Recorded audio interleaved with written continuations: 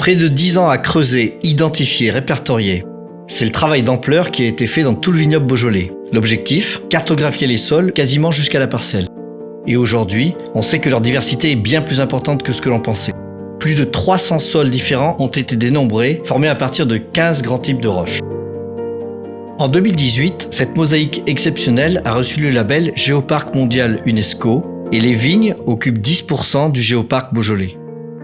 Alors dans l'appellation Brouilly, qu'est-ce que l'étude a montré ? On sait que chacun des 10 crus du Beaujolais a sa personnalité. Le cru Brouilly est le plus étendu. Géographiquement, il entoure le mont Brouilly et ses sols sont les plus variés.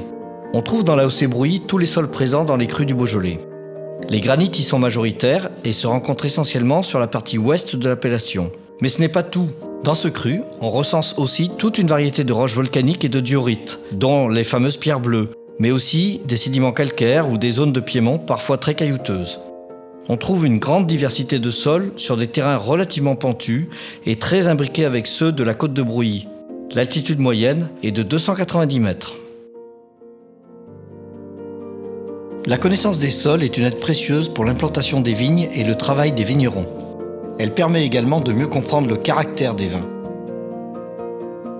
Dans le cru Brouilly, on produit des vins rouges d'une grande diversité, des vins qui reflètent la richesse des terroirs.